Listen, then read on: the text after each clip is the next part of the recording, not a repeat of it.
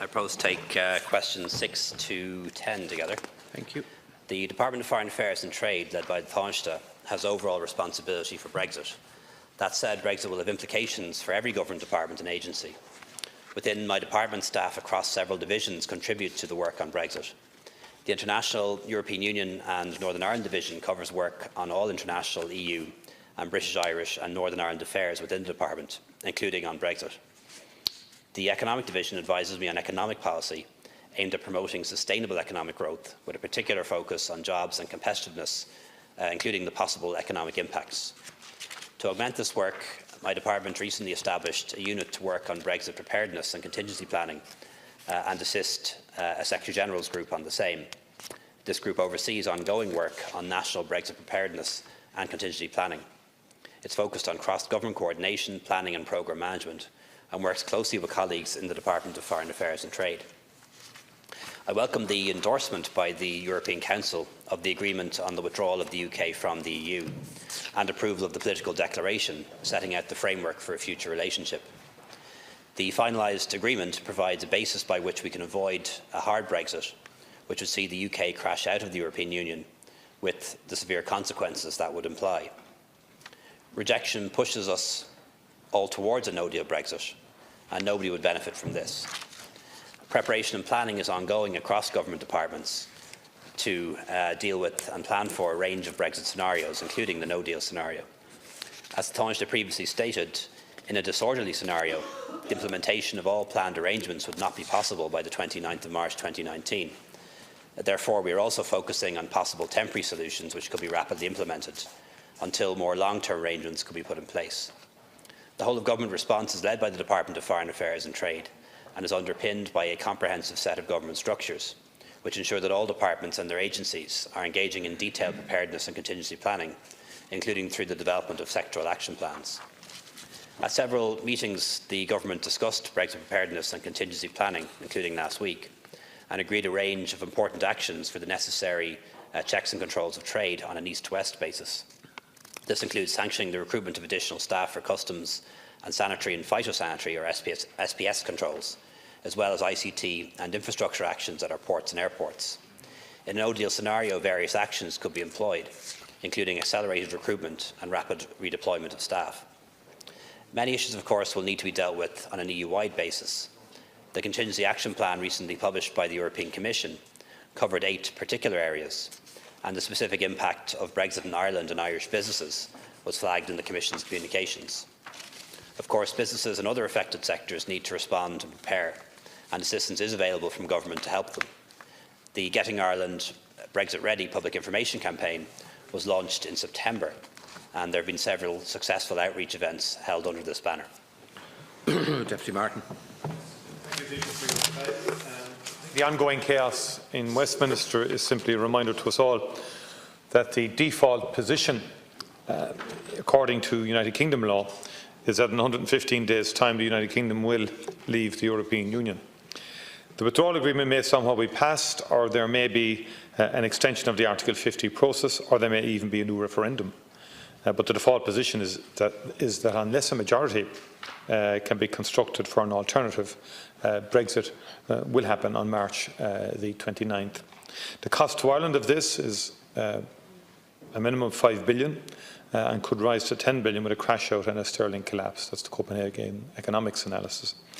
Given the scale of this, is it really a mark of successful preparations, Taoiseach, that we're still doing basic information seminars less than 4 months before the most critical deadline? And Taoiseach, is it possible that for one moment you might put spin aside about the numbers looking for information or the potential funding and look at the bigger picture? According to the data produced by your own government, a majority of firms which are threatened by Brexit will not be Brexit ready in March. They have few contingencies in place for disrupted supply lines, are badly exposed on sterling and have little of the required expertise available. If the majority of critical firms aren't ready or are exposed to threats without a means of tackling them, how can you say that you are happy with the pace of preparations? If you disagree with this interpretation, can you tell us what percentage of firms would need to have and implement Brexit plans and contingencies for you to be happy that Ireland is Brexit ready.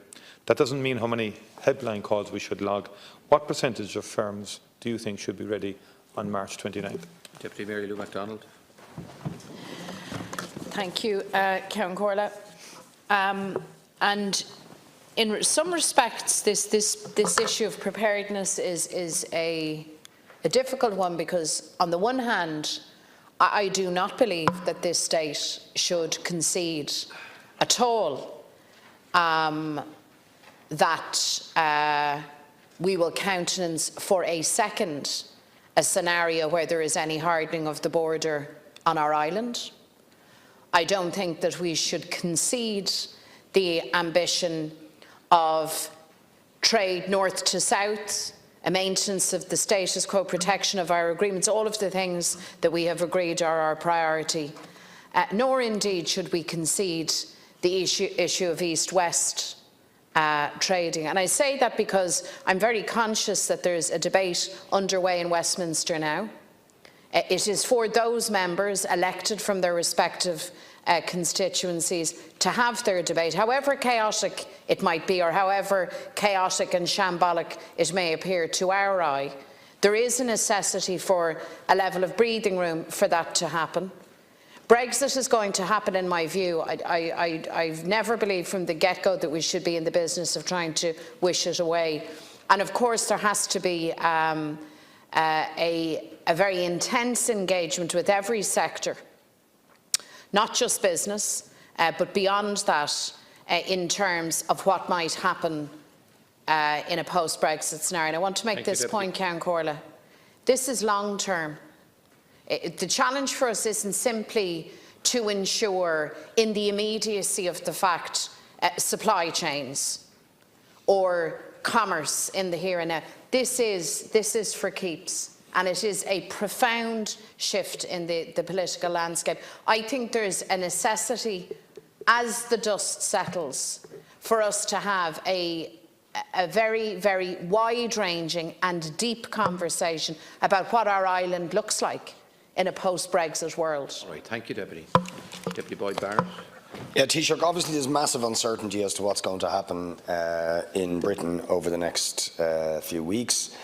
But certainly the hopes maybe that certain issues could be avoided on the basis that there would be an agreement which would resolve things to everybody's mutual satisfaction are looking a hell of a lot more shaky. And that does bring the prospect of a hard Brexit into view. And you talked about contingency planning and so on. I really want to ask is, what scenarios are you envisaging in regards of contingency planning? Because I've expressed my concern, and I'll express it again, that in the event that there is a hard Brexit, that we will come under pressure from Europe to erect a border between the north and the south of this country. And you have said you wouldn't countenance that, but we've also had slightly ambiguous statements from Minister Coveney about it might be difficult to avoid it. So I think people need to know that. I certainly believe we should absolutely, under no circumstances, regardless who we come under pressure from, countenance it, and we should say we're not doing it. It's not going to happen. We're not participating in any attempt for any reason, under any circumstances, in imposing a border between north and south. But can I ask for clarity from you in that regard? Is that something that your contingency scenario planning is envisaging? Deputy Burton. Thank you. First of all, Taoiseach, we had the news today of the written judgment of the Advocate General of the European Court. And I'd like to know, Taoiseach, if you feel that that is potentially very beneficial both to Ireland and indeed to people in the UK who may wish a soft Brexit or indeed may wish a rethink in the form of a second referendum. Clearly, they're matters for the UK government, but they have an enormous influence on us. And I just want to know what your view is, because I have always thought that in terms of the Brexit process, one of the things which should be explored is an actual extension of the Article 50 process. Now, up to the Advocate General's viewpoint this morning, which we would expect may possibly be endorsed by the European Court, the feeling was that that might be difficult to do because it would require all 27 countries to actually allow for that. That now seems to be off the table potentially. Do you welcome that? Do you feel that that gives more flexibility to the Irish position? The second technical question I want to ask you in terms of preparing for Brexit is, I think people all around the country, but particularly people like farmers, are really scared about, if you like, the loose references to the World Trade Organization rules in the event of a hard Brexit. And what I want to know is, in terms of the WTO, have we now taken on experts in terms of trade negotiations on both the legal front and in terms of the technicality of trade negotiations?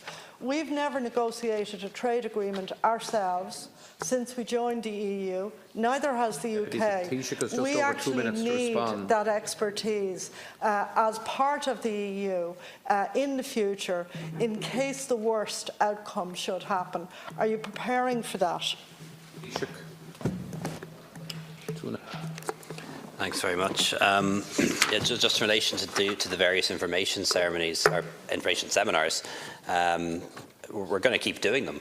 We're going to keep doing them all the way through to Brexit and perhaps beyond. And the suggestion that I thought I heard from Deputy Martin was that the seminar should be all done and dusted by now. That's not the case at all. I think that this has to be a continuous process of informing business as this situation unfolds. In terms of percentages, I think that all firms that need to be prepared should be prepared by March 29th. But we need to acknowledge that all firms are different. Some don't trade with the UK at all, or don't trade much with the UK. Some can shift operations. So we have to acknowledge that different companies need to be prepared to different extents, and some maybe don't need to be prepared at all if they're not trading with the United Kingdom. In terms of scenarios, we developed quite some time ago what we call the central case scenario. And the central case scenario more or less turned out to be something very close to what we now have with the withdrawal agreement. And the central case scenario says that there will be a transition period of 2 years or more, and after that transition period is over, that there will be customs checks and regulatory checks east-west, but not north-south. And that's the central case scenario that we've prepared for. We've also prepared for a no-deal scenario. And essentially, while it sounds like two different scenarios, central case scenario and no-deal scenario, the response is really just a graduation, one from the other. And that's how we've done the various scenario planning. But we haven't made any contingency or scenario planning for a hard border between Northern Ireland and Ireland or any associated physical infrastructure. In terms of trade agreements, as we're going to stay members of the European Union, trade will continue to be a sole EU competence and therefore will be negotiated by and only by the European Commission, because we won't be negotiating our own trade agreements because we'll be staying in the European Union.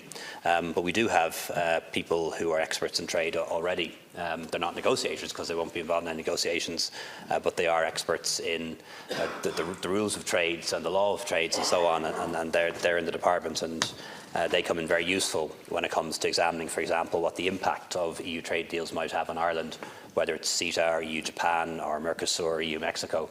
Because we need to have people who understand the WTO, understand how trade works, understand international trade law, to make sure that our interests are protected when we plug into discussions around what those trade deals might look like. In relation to the ECJ and the report to the Advocate General, I think, as was acknowledged, this isn't an ECJ decision. It's the opinion of the Advocate General, which the ECJ usually but doesn't always concur with. And what that says is that the Article 50 procedure could be withdrawn by the UK, so they could unilaterally decide to stay, if you like. They wouldn't have to renegotiate re-entry terms. But that, of course, would be up to the UK and would be a sovereign decision for them to make. They've decided not to make that. They've decided to respect the result of the referendum which occurred in the United Kingdom, which is to leave. As I understand it, it's still the case that an extension of Article 50 would require a vote of member states and a unanimous vote at that. So there's a difference between the UK choosing to cancel Article 50, which they can do unilaterally, to seeking an extension, which would require a vote of member states. And also the report suggests that the UK, if they were to use Article 50 or were to withdraw from Article 50, that would have to be done in good faith. It couldn't be done on a tactical basis. You couldn't invoke Article 50, withdraw it, and then invoke it again, and then withdraw it on a tactical basis. Just in terms of the roles of other parties, I know we've often spoken about the role of Sinn Féin and the fact that Sinn Féin has 7 MPs who could vote in the House of Commons if they chose to do so. It is also the case that Fianna Fáil has a sister party in the Liberal Democrats. The Labour Party has a sister party in the British Labour Party. And I certainly would encourage leaders to engage with their counterparts in the UK, because there are a number of votes coming up. It's not simply just a vote on whether the House of Commons accepts the withdrawal agreement or not. There will be other votes too, and some votes are being put down, in particular in relation to the backstop. And you know, I wouldn't like to see a vote in the House of Commons, you know, specifically repudiating the backstop, because we know there can't be a withdrawal agreement without the backstop. And I just think it's important that the sister parties, whether it's the Liberal Democrats or Fianna Fáil or the British Labour Party, understand that, and that they don't,